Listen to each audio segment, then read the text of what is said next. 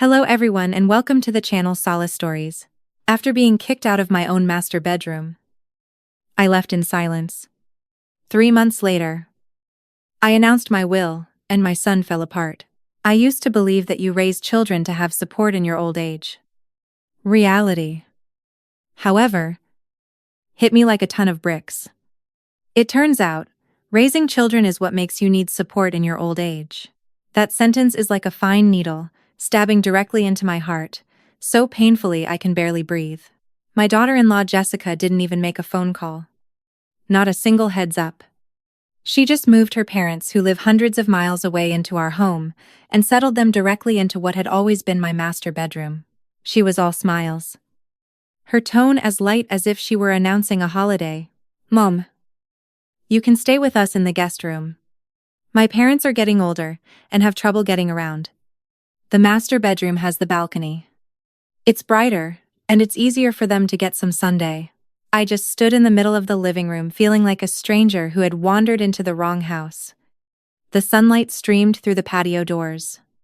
It should have been warm, but it couldn't touch the cold, lonely feeling inside me. I looked over, and the door to my bedroom was open, piled high with suitcases I didn't recognize and brightly colored bedding. I turned and looked at the small guest room. All my belongings, the things I'd collected over a lifetime, were piled in the corner like junk. Even the old recliner that belonged to my late husband was shoved sideways, crammed against the wall. My heart sank piece by piece, as if I were falling into an abyss. It was a cold that went straight to my bones. Forget it, I thought. I'm an old woman. I've lived this long just to become an eyes sore to them. I didn't yell. I didn't fight. I knew that arguing with someone like Jessica would only make me look foolish. And as for my spineless son, Matthew, who is completely under her thumb, he wasn't worth wasting my breath on. That afternoon, while the four of them were enjoying a happy family nap, I quietly packed a small suitcase. They probably thought I was just throwing a tantrum, maybe driving to my sister's house for a few days, and that when I had nowhere else to go, I'd come crawling back, ready to be their free nanny and ATM again. Whew! How naive. My name is Eleanor Vance. Before I retired, I was an English teacher. I spent my life teaching, explaining countless lessons, and holding firm to my principles. They had completely misjudged me. 3 months later, I called a family meeting in my old apartment, the one that is now bright, clean, and orderly, with them sitting right in front of me. I pulled out the will, already stamped and notarized, and calmly announced my plan for my estate. My son, Matthew, the one who always just wanted to keep the peace and maintain a sense of superficial harmony, instantly turned bright red. He was furious, like a cat whose tail had been stepped on. He finally understood who really held the power in this family. But by then, it was far, far too late. My name is Eleanor Vance, and I am 62 years old. I'm a retired high school English teacher. My husband passed away from an illness several years ago, leaving just me and my son, Matthew. When I first retired, I thought I'd finally get to live a quiet life. But after Matthew got married and had his own son, I still couldn't completely let go. At his and Jessica's request, I moved in with them. I'd help watch my grandson, Leo, during the day, and I'd cook and clean in the evenings. Life seemed stable. On the surface, we were the picture of a happy, multi-generational family. But under that calm surface, the current was strong. My daughter-in-law, Jessica, is young, pretty, and knows how to turn on the charm. She seems sweet, but she is sharp and calculating. Her spending was out of control. New designer handbags, Constance badets, and nail appointments. While the bulk of the household expenses fell on me and Matthew, she was polite to my face. but the flashes of contempt and impatience in her eyes stung me like a needle. For example, she'd smile at dinner and say, "Mom, this is a little heavy. We're trying to eat clean now. Low carb." But then she'd secretly order Leo a large pepperoni pizza. Or she'd pick up the reading glasses I left on the coffee table and say dramatically, "Oh, Mom, these frames are so vintage. I'll order you a new pair from Warby Parker." And then, of course, she never did. I chose to let all these little things slide. I told myself, a happy home is the most important thing. My son was caught in the middle, and it wasn't easy for him. Besides, the 3-bedroom, 2-bathhouse they were living in was mine. My late husband and I had saved for most of our lives to buy it. The deed is in my name, and my name only crystal clear. When my son got married, I was generous. I said, "You two are just starting out, and life is expensive. Why don't you move in with us? There's plenty of space, and we can all help each other out." I never charged them a dime in rent. In fact, I often used my pension to help pay for the utilities and groceries. I thought all of this sacrifice would earn me their genuine gratitude and respect. But about a month ago, Jessica started casually bringing up her parents. "Mom, my parents' situation back home is just awful. Their rental is old and damp. It's freezing in the winter and humid in the summer. My dad's arthritis is so bad he can barely walk when it rains. And the doctors out there, they're just not as good. You know, maybe it would be better if they came here for a while just to rest and get better." When she said that, my stomach tightened. I felt a heavy, sinking feeling. This house only has 3 bedrooms. With the 3 of us and Leo, it was already a full house. If 2 more people came, where would they even sleep? And our lifestyles are so different. With so many people under one roof, it would be a recipe for conflict. I tried to gently and politely express my concerns. "Jessica, it's wonderful that you want to take care of your parents. But you have to be realistic. We just don't have the space. If they came, where would they stay? And our routines are so different. I'm afraid they wouldn't be comfortable. And it would just make things harder for them."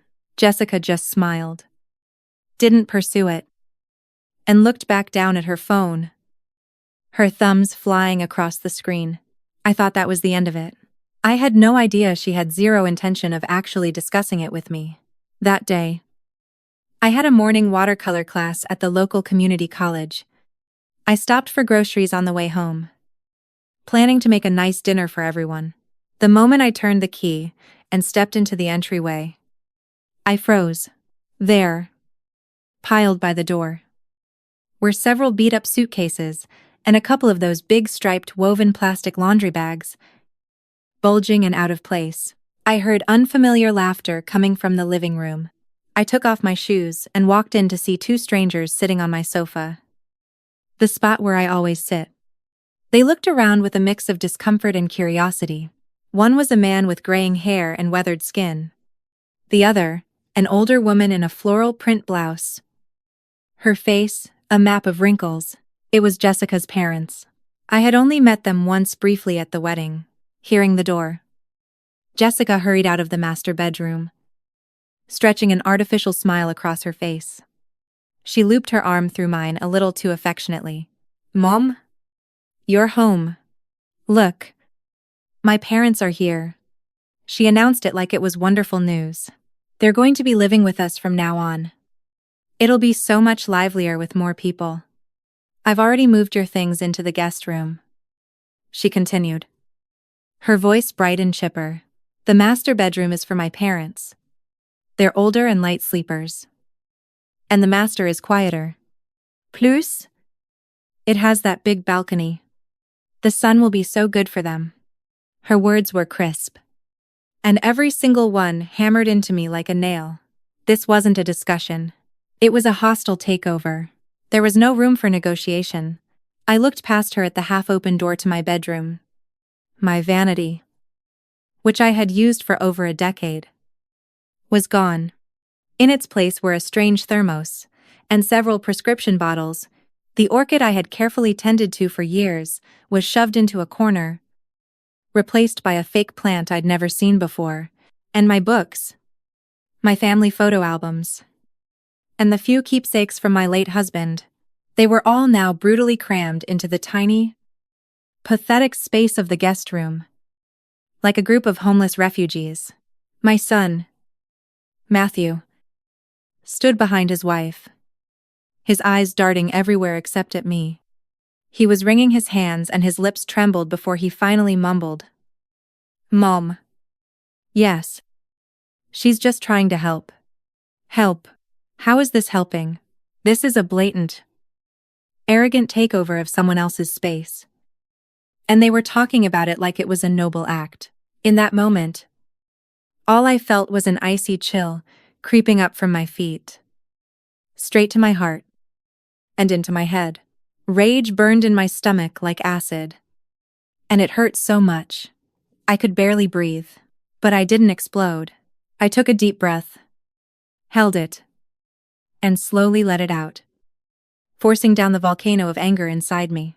Arguing with Jessica would be pointless. She would just paint me as the unreasonable, petty mother-in-law. Arguing with Matthew would be even worse. He would just get flustered and hide behind his wife. In the end, this house would become a war zone, and I would be the one guaranteed to lose. I looked at Jessica calmly, gently pulled my arm out of her grip, and said flatly, "I see." Then I turned and walked silently to the guest room door. That small door felt like a barrier, separating two different worlds. Outside the door, I could hear Jessica and her mother laughing, excitedly discussing what kind of new curtains they should get and what flowers they should plant on the balcony, as if the room had always belonged to them. Inside the door was my world, thrown into chaos by my eviction.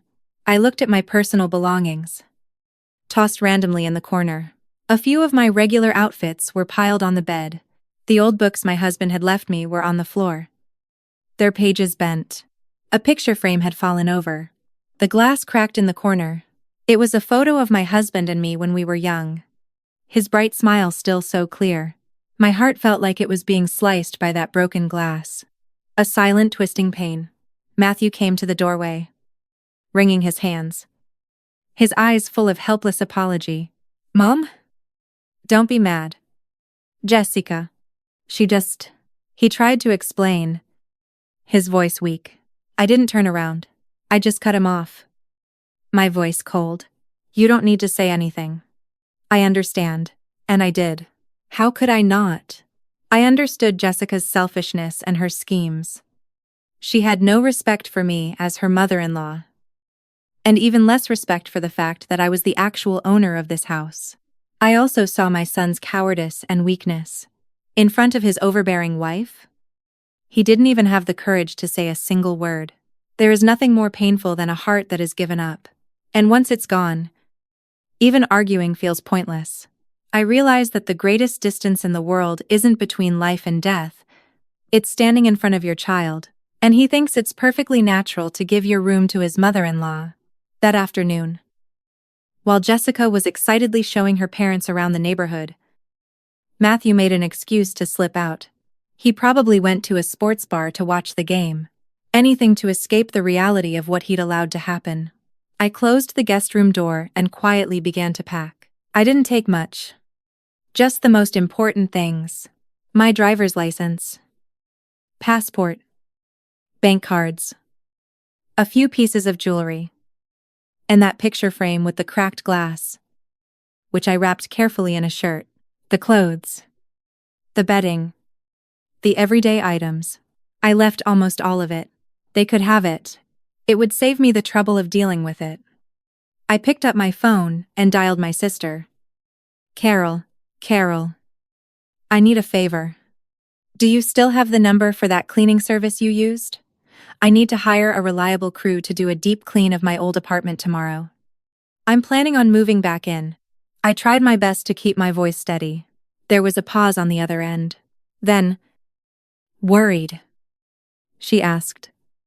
Eleanor, what happened? Did you and Jessica get into a fight? It's nothing major. I need some quiet. I didn't want to get into it. You don't air your family's dirty laundry. Besides, telling her would only make her worry. After I hung up, I called the cleaning service and arranged the time. With everything settled, I grabbed my small carry-on suitcase. I'm ready to leave the house that was suffocating me. As I walked into the living room, Jessica and her parents were just returning, their hands full of bags from the grocery store, laughing and chatting. When she saw me with the suitcase, Jessica froze. Then a fake smile quickly spread across her face. Mom, where are you going? Why are you all packed? We're family. We don't let things fester. Don't be upset over such a small thing. She put her hand on my arm. About the master bedroom. If you're really uncomfortable, we can definitely sit down and talk about it, she said. Talk about it. But her eyes were full of calculation. She had no intention of giving me the room back. She thought I was just throwing a tantrum, planning to stay with my sister for a few days until I cooled off, or they offered some half-hearted apology and then I'd come back. Talk about it, I thought. After you've already thrown all my things out, then we'll talk. I couldn't even be bothered to look at her. I turned my back and walked to the door to put on my shoes. Mom, are you really leaving? Matthew, who must have just gotten home. I saw what I was doing, and panic flashed across his face. He reached out to stop me. Jessica, moving quickly, grabbed his arm and shot him a look. It was a look of cold, confident dismissal, as if to say, let her go. Where is an old woman going to go? She has no money, no support. She'll be back. I'm ready to do what we say soon enough. I laughed to myself. The nerve of these people. You give them an inch, and they take 10 miles until they've backed you into a corner. There's no point in reasoning with them. Better to just play your hand and let them face reality. Ignoring their drama, I opened the front door. I looked at Matthew and said, my voice like steel, I'm going back to my own home. You're on your own. Without a backward glance, I walked to the elevator.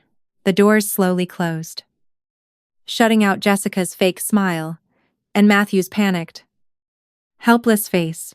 The cab I'd called was already waiting downstairs.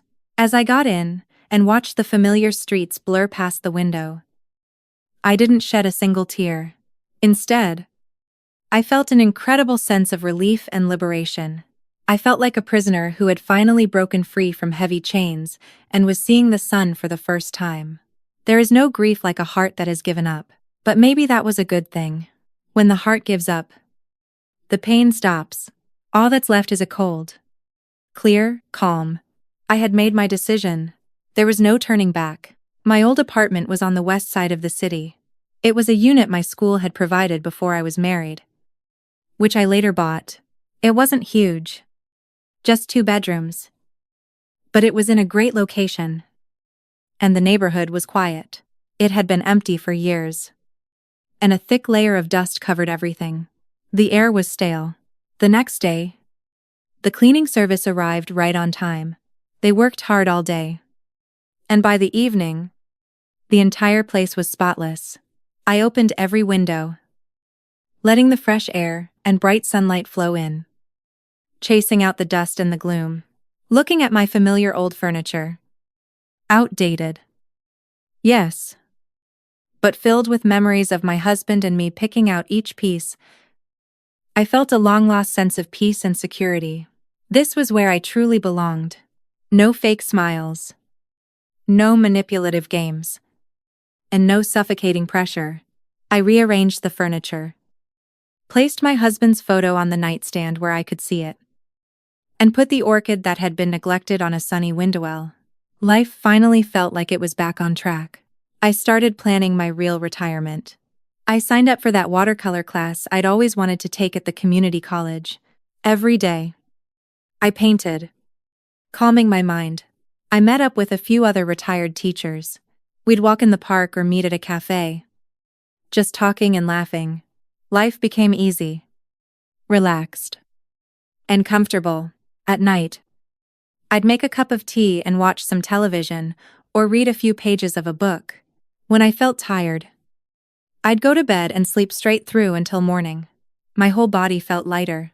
The insomnia and chest tightness that used to bother me all the time had simply disappeared, all without any medication. For the first few days, Matthew would call, his voice hesitant. "Mom, are you doing okay over there? When are you thinking of coming back?" I always gave him the same calm answer. "I'm very comfortable in my own home. You don't need to worry about me. You just take care of yourselves, and make sure you're looking after Leo." My voice was quiet but firm. My tone left no room for negotiation. After a while, he must have sensed my resolve. Or maybe Jessica told him to stop. The calls became less frequent. Sometimes he'd send a happy Thanksgiving text, or a generic, "How are you feeling, Mom?" It felt cold, like he was just checking a box. I didn't care. I used to think that happiness in old age meant revolving around your children and grandchildren, worrying about them constantly. Now I understood. True happiness is having money in your bank account, being in good health, and living a quiet, peaceful life. And most importantly, not having anyone in your life who can effortlessly ruin your day. On my end, life was calm. On their end, however, Jessica was clearly starting to panic. She probably assumed that an old woman living alone would be overwhelmed by loneliness in a few days, or that I'd be unable to handle basic chores, and I'd come crying back. But a month went by, and not only did I not come back, I didn't even call to ask for help or complain. Her little trap had failed completely, and now she was nervous. First, she had Matthew call me, trying to test the waters and persuade me to return. When I didn't budge, she finally broke down and called me herself. When I answered, she started with some fake syrupy concern, her voice cautious. "Mom, we're just not comfortable with you living all alone. And Leo, he asks about his grandma every day." I just made a non-committal, whom sound deliberately not taking the bait.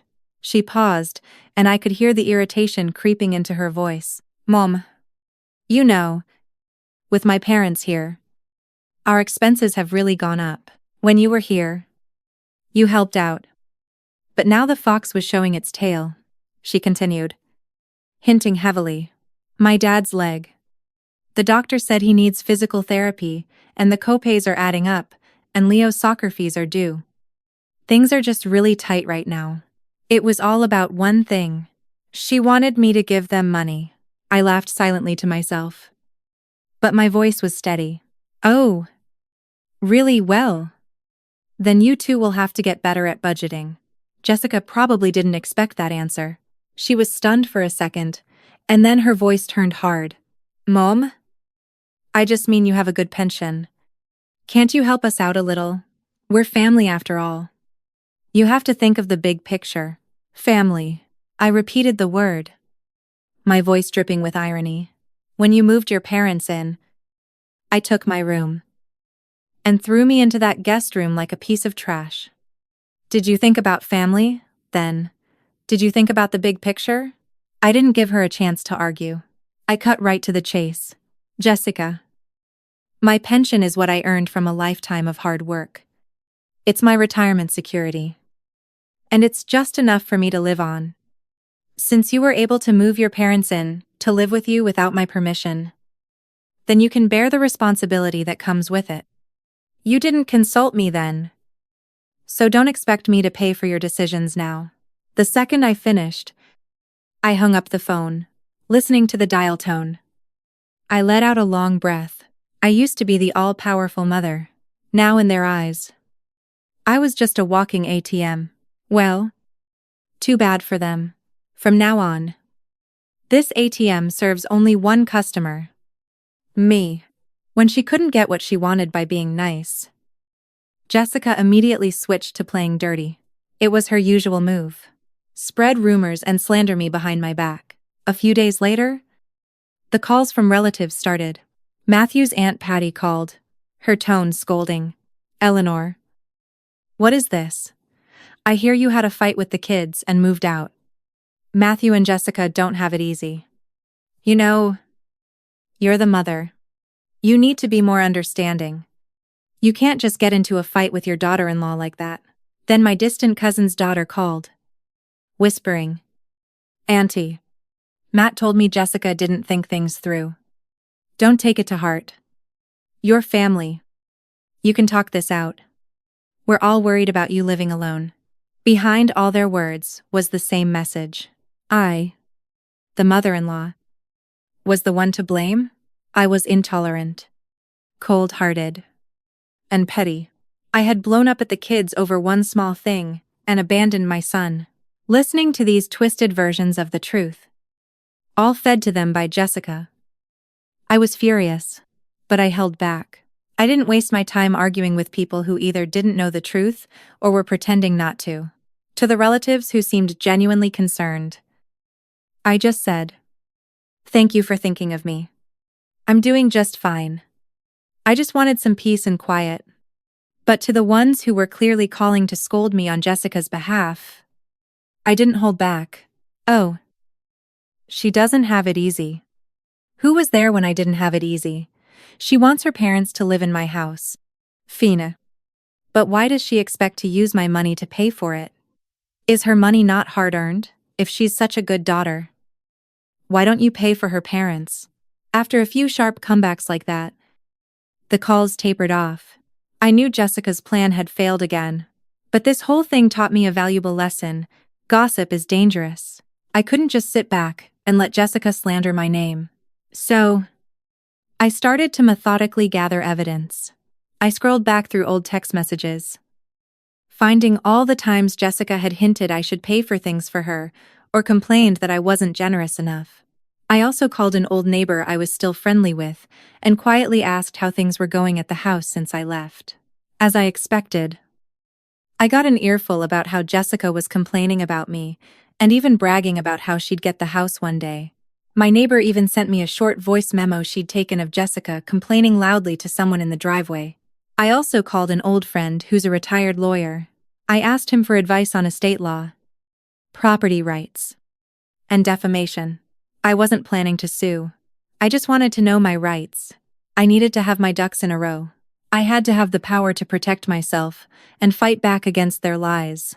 If they wanted to sling mud? And they were about to find out that I wasn't going to just stand there and take it. Time flew. Suddenly, it was the second month. Just as I predicted. Without their free nanny and ATM, Matthew and Jessica's lives started to fall apart. Without my pension supplementing their income, their finances were a wreck. Jessica, who still spent money like water, quickly drove them into debt, and having her parents there wasn't just a financial strain. It was a cultural clash. Her parents were used to going to bed early and getting up at the crack of dawn, while Jessica and Matthew stayed up late playing video games or scrolling on their phones. Her parents liked simple, plain food. Jessica wanted spicy takeout and complained their cooking was bland. Her parents were frugal to a fault and constantly nagged Jessica about her wasteful shopping habits. At first, Jessica tried to put on a happy face, but it didn't last. She started openly complaining to Matthew that her parents were a burden and that they were drowning in bills. Matthew, stuck in the middle, was miserable. One night, he showed up at my apartment. He looked exhausted. His eyes were sunken. He hadn't shaved in days, and his t-shirt was wrinkled. The moment he walked in, his eyes filled with tears, and he choked out, "Mom, I can't do this anymore," he rambled, complaining about how unreasonable Jessica was, how difficult her parents were, how stressful life was. He finally broke down, sobbing and begging, "Mom, please just come back. Or at least just lend me some money. We can't keep going." The whole thing. The whole family is going to fall apart. Looking at my son so haggarded and broken, I have to admit I felt a twinge of pity. He is my son. My own flesh and blood. The child I poured my entire life into. But right after the pity came the disappointment and that helpless frustration of "I told you so." I handed him a glass of water and watched him gulp it down. Then I spoke. My voice quiet, but firm. "Matthew. This is the path you chose. When Jessica insisted on moving her parents in and kicking me out, if you had shown even half of the courage you're showing me right now, if you had stood up for me and said no, we would not be here. But you chose to be silent. You chose to run away. You chose to let your mother take the fall. You should have known this was how it would end. You are an adult, and you have to take responsibility for your choices. Every problem you are facing right now is the direct result of the seeds you planted." I paused, looking at his pale, shocked face. "As for money, I will not lend you any. And you can go back and tell your wife that she will not see one single penny of my money ever." Matthew's lips trembled. He looked like he wanted to say something. But in the end, he just lowered his head. Completely defeated. I knew my words were harsh. But it was medicine he had to take. A soft heart is a liability. Especially with people who are used to walking all over you. The softer you are, the more they take. I could not let him hold on to any false hope. After he left, I closed the door and leaned against it, letting out a long, heavy sigh. I felt a strange mix of sadness and a new sharp sense of resolve. I picked up my phone and dialed my lawyer friend again. "Hello. David. It's Eleanor Vance. I've been thinking about what we discussed, and I'd like to move forward. I need to draw up a new will." He was quiet for a second, then asked gently, "Eleanor, are you sure? You don't want to reconsider? He's your only son." "I'm sure," I said, without a trace of hesitation. "Some people just aren't worth the emotional energy anymore." David didn't try to change my mind. He just professionally explained the process, what I needed to do, and the documents I'd need to bring. After hanging up, I sat on my sofa and thought. My main assets were the 2 properties, the house they were living in, which was worth maybe $4 million, and my current apartment, which was smaller, but still worth over $2 million. On top of that, I had several hundred, 0 inches savings, and some investments. It was everything my husband and I had worked and saved for our entire lives. I used to believe without question that all of it would go to Matthew. He's our only child. Who else would it go to? But now, my mind was changed. Matthew's weakness and Jessica's greedy, selfish nature had frozen my heart. If I left them that money, I could already see them burning through it, fighting with each other over every last cent. And me? I'd probably be left without a penny to my name. Absolutely not. My money would not be squandered by those ungrateful, grasping people. I took out a pen and paper and started to plan. Leo, my grandson. He was innocent in all this, and I had practically raised him. I loved him dearly. I couldn't cut him out completely. But I also couldn't let that money fall into Jessica's hands.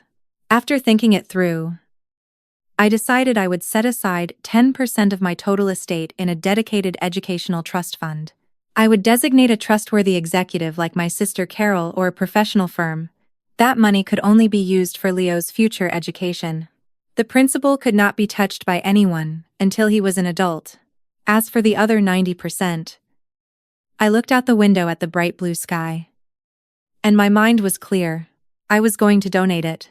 All of it. I'd give it to people who actually needed it, to found that give scholarships to poor students who can't afford college, or to organizations that help support the elderly who have no one, rather than leave it to a son who didn't appreciate it. I would let my life savings make a real meaningful difference. As soon as I made the decision, I felt a 000 lift off my shoulders. The next day, I gathered all my documents as David had instructed, and went to the notary's office. I stated my wishes word by word, my voice clear and firm. When I finally held that notarized, legally binding will in my hands, I was trembling slightly. It wasn't from fear or regret. It was the peace that comes from taking back control of your own destiny. I did it all by myself. I didn't tell a soul.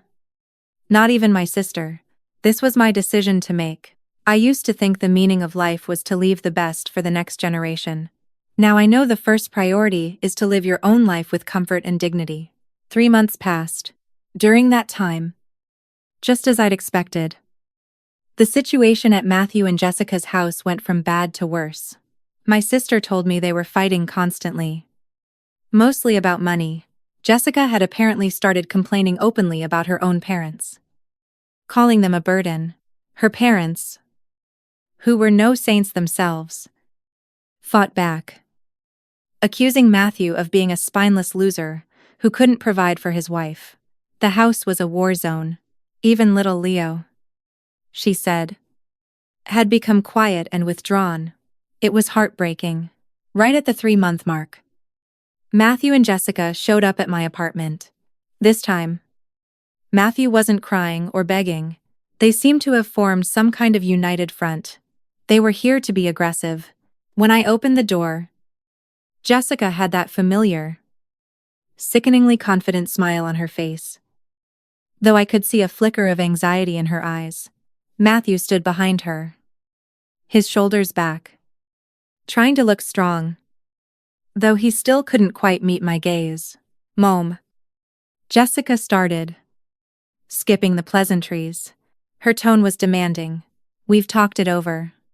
This little apartment is fine for you. The house we're in. You need to sign it over to Matthew." She paused, then added, as if it were obvious, "After all, we've been living there for years. And Leo's school is in that district. It's our house now. You should just sign it over and save everyone the trouble later." I looked at them. So self-righteous. So entitled. May God. The nerve. They could say this with a straight face, treating my property as their own. But my patience had run out the moment they kicked me out of my room. I didn't argue. I just looked at them and nodded slowly. "I see the house." I stepped aside. "Please come in. Sit down. As it happens, I have something for you." Too. Seeing that I wasn't immediately refusing, Jessica and Matthew shot each other a look of triumph. They thought I was caving. They thought I was going to sacrifice my own well-being for the good of the family, or for my grandson. Jessica even smoothed her shirt, a little smirk playing on her lips. I poured them both some tea and sat down in the armchair across from them. The only sound was the ticking of the old clock on the wall. My eyes and theirs went to a large manila envelope on the coffee table. Jessica was staring at it, but she was still focused on the house. She took a sip of tea and asked impatiently, "So, Mom, what have you decided about the transfer?" I held up my hand to stop her. I slowly reached for the envelope. My movements were calm. I looked at their faces, which had suddenly become tense. "I asked you here today to make things perfectly clear." I tapped the envelope. "This," I said, my voice perfectly level, "is my last will and testament, fully executed and notarized." A will. They both yelped at the same time. The smug, expectant looks vanished, replaced by pure, unadulterated shock. Matthew's face went white. He turned to look at Jessica, who was now glaring at the envelope, as if it were a snake. "Mom, why would you make a will?" Matthew stammered, his voice shaking. I smiled, but there was no warmth in it. "It's a part of life, Matthew. When you get to my age, it's wise to get your affairs in order, to avoid complications." I didn't open the envelope just yet. I wanted them to hear it from me first. I wanted them to watch their greedy dream get shattered word by word according to my wishes. My entire estate, including, but not limited to, I paused, then said each word clearly. "The property on the east side where you currently reside, this apartment on the west side where I reside, and all of my bank accounts, investments, stocks, and bonds. Jessica's eyes lit up. She leaned forward, holding her breath. Matthew swallowed hard. Upon my death, I continued, my voice as casual as if discussing the weather, will be distributed as follows. Part 1. 10% of my total estate will be placed in a dedicated educational trust fund to be used exclusively for the education of my grandson, Leo Vance. This fund will be managed by my sister, Carol Vance, and under no circumstances may the principal be touched by anyone until Leo turns 18. Jessica's face darkened. She was clearly furious about the restrictions. But before she could speak, I delivered the final blow. Part 2. The remaining 90% of my estate. I let my eyes travel over their faces, which were now turning an ashen gray, will be donated in its entirety to the Boys and Girls Clubs of America and a local hospice foundation to help underprivileged students and to provide care for the elderly. The words hung in the air. The room was so quiet. It was suffocating. Even the ticking of the clock sounded loud and hostile.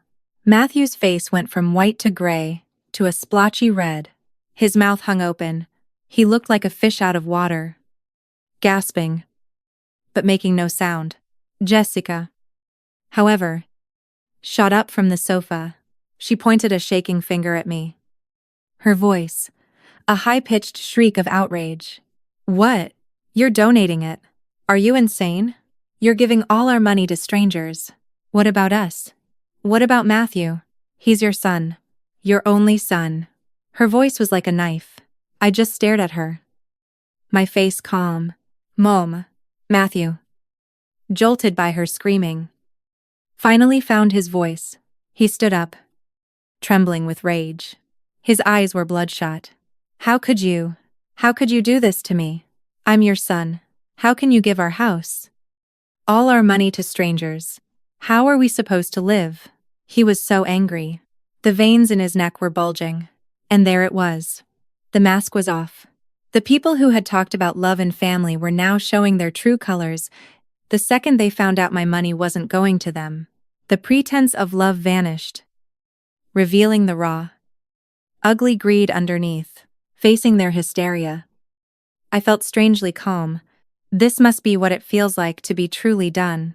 When you're past the disappointment, their hysterics just look ridiculous. I picked up my teacup, blew gently on the surface, and took a sip. I looked at Matthew. How could I? I set the cup down. My voice was low, but it cut through their shouting. When you gave my master bedroom, the room I lived in for decades, to your in-laws, and kicked me into that tiny, dark guest room, when you let my late husband's belongings be thrown in a pile, did you ever ask yourself how you could be so cruel? My gaze shifted to Jessica, whose face was red and white. And you? You talk about taking care of your parents. That is your right. I never stopped you. But my voice turned to ice. Living in my house while eyeing my bank account, and expecting me to pay for your filial piety. That is not your right. In 3 months, how many times did you call to see how I was? Not once. Unless it was to hint about money, or to demand the house. Did you ever once ask if I was okay? Before they could answer, I picked up my phone and hit play. It was the voice memo from my neighbor. Jessica's sharp, complaining voice filled the silent room. I'm so sick of it. That old woman is so stubborn. She's got her pension. Why is she hoarding it? It's not like she can take it with her. It's all just going to be ours anyway. And now she moves out and leaves us with this whole mess. The recording was crystal clear. Jessica and Matthew's faces turned purple. Jessica looked horrified. She never thought I'd have proof. Say, I turned it off. That's your family. That's your respect. You can't have it both ways. You can't enjoy my generosity while treating me like dirt and still expect to inherit everything I own. The world doesn't work like that. Jessica, having been exposed, just decided to drop all pretense. So what? She put her hands on her hips. her voice dripping with scorn. So, what if I complained? We're the ones who are supposed to take care of you. Your money. Your house. It should be ours. You give it all away. Who's going to take care of you when you're sick and old? Huh, those strangers. I laughed. It was a cold, bitter sound. Take care of me? After you threw me out of my own house. You call that taking care of me? Let me be perfectly clear. I would rather light my money on fire and watch it burn than leave a single dime to ungrateful, manipulative parasites like you. And as for my old age, you don't need to worry about it. I have my pension. I have my own home. I'm in good health. And if the day comes when I can't take care of myself, I will sell that house and move into the nicest retirement community I can find. That would be 100 times better than living with you. Mom, how can you say that? Matthew pleaded, trying a different tactic. We're family.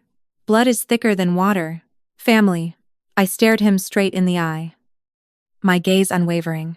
The moment you stood by and watched me be evicted from my own room, the moment I saw my husband's things thrown on the floor, the family you're talking about shattered into a million pieces. Don't talk to me about blood. Your credit with me is maxed out. Seeing the emotional appeal fail, Jessica went nuclear. Fina. Eleanor, I'm telling you, if you try to donate that money, we will sue you. We'll tell the court you're mentally incompetent. That this is malicious abandonment. Sueme. I actually laughed out loud. Be my guest. I pulled a business card from the envelope and slid it across the table. This is my lawyer. You can talk to him. Oh, I added, pulling out another document. And this is a full physical and psychiatric evaluation I had done last week. It certifies that I am in perfect health and of sound mind. My will is notarized and legally ironclad. My eyes narrowed. As for abandonnement, let's think about that. Who exactly abandoned whom? Who kicked whom out of their home? I have texts. I have recordings. I'm more than happy to discuss it in court. Then I delivered the final blow. And one more thing. The deed to that house you're living in. It is 100% legally in my name. I have the right to take it back at any time. I was going to let it go for Matthew's sake. But since you want to play dirty, Fina, I'm giving you 1 month. Pack your bags. Take your parents. And get out of my house. If you are not gone in 30 days, my lawyer will file for a formal eviction. The 1-2 punch. No inheritance. And now eviction. Hit them like a freight train. Matthew completely fell apart. He finally understood I wasn't bluffing. He actually fell to his knees. He crawled forward and grabbed my legs, sobbing hysterically. Mom. I was wrong. I'm so sorry. I was stupid. I listened to Jessica. Please. Mom. Don't kick us out. Don't give the money away. I'll do anything. I'll divorce her. I'll divorce Jessica. Mom. I'll do anything. Just don't. Please don't disown me. His tears soaked my pants. It was a pathetic, heartbreaking sight. Jessica, seeing her entire plan go up in flames, immediately turned on the waterworks. Mom. I was wrong. Too. I was just trying to help my parents. I was trying to do what was best for the family. Please forgive us. We'll be better. I promise. We'll never do it again. They were a real tag team. If this had been 3 months ago, my son's tears might have broken my heart. But not anymore. My heart was solid rock. I looked down at their desperate, ugly performance with nothing but disgust. I pushed Matthew's hands off my legs and stood up, looking down at them. It's too late. When you treated me like a fool, when you looked at my home as something you were entitled to, when you treated me like trash, that was your choice. I gave you chances. You trampled them. Your tears mean nothing to me. You made your bed. Now lie in it. I pointed to the door. My decision is final. You have 1 month. Now get out of my apartment. My voice was iron.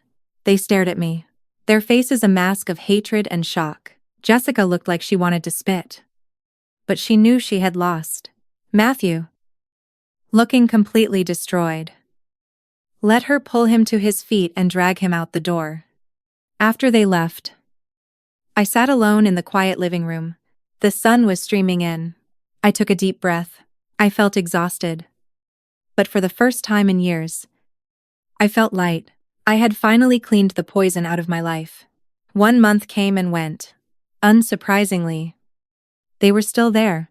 Instead of packing, they sicked the relatives on me. The guilt trip started. Eleanor, how can you do this to your own son? He's your blood. Jessica learned her lesson. Just give the kids another chance. Don't be so heartless. Think of your grandson.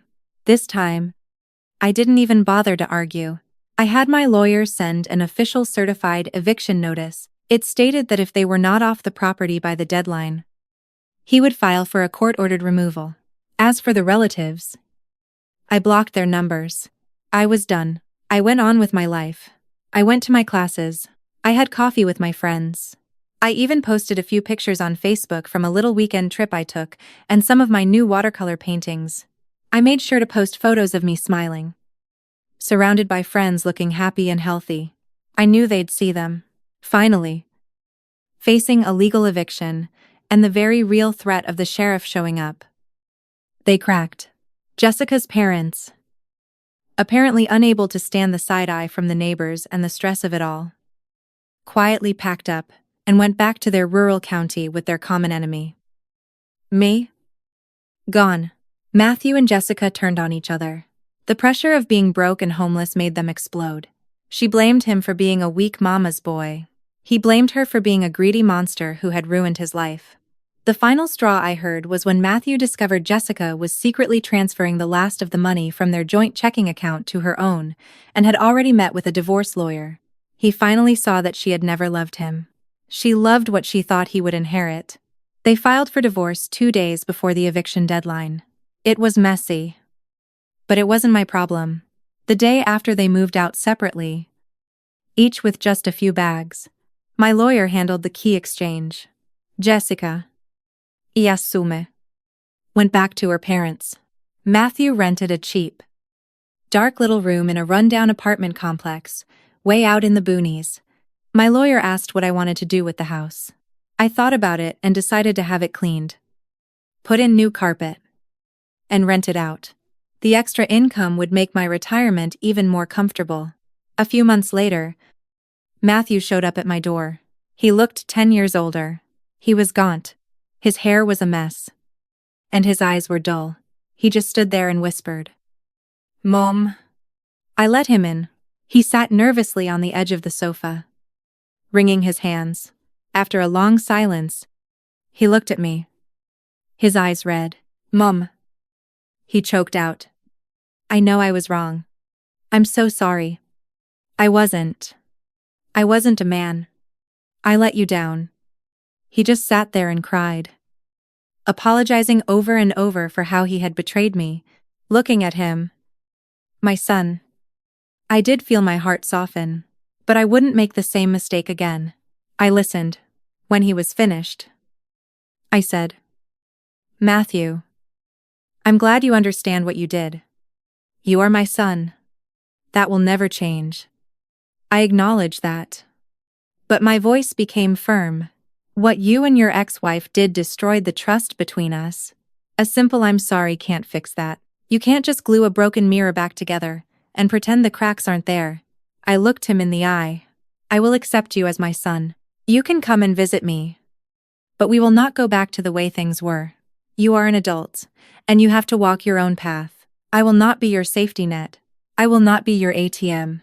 If you can grow up, get your life together, and learn what responsibility really means, then maybe over time, we can rebuild something. But for now, this is how it has to be." I didn't give him any money. He had to learn to stand on his own. My life, on the other hand, is wonderful. I'm busy. I'm taking a history class now. My friends and I have potlucks. We go line dancing in the park. And we're planning a trip to Florida next spring. I am healthy. My finances are secure, and my mind is at peace, and that will I haven't changed a thing. I get regular updates from the foundations. When I see the pictures of the students who got scholarships or read about the new comforts provided at the hospice, I feel a sense of purpose that is worth more than any inheritance. Sometimes I share my story with my friends. Not to brag, but to warn them. In your later years, you must protect yourself, protect your assets, and protect your boundaries. You cannot set yourself on fire to keep your children warm. Their happiness is their own responsibility. Our first job is to live our own lives with dignity. The greatest wisdom of old age isn't how much you leave behind for your children. It's how much dignity and how much freedom you saved for yourself.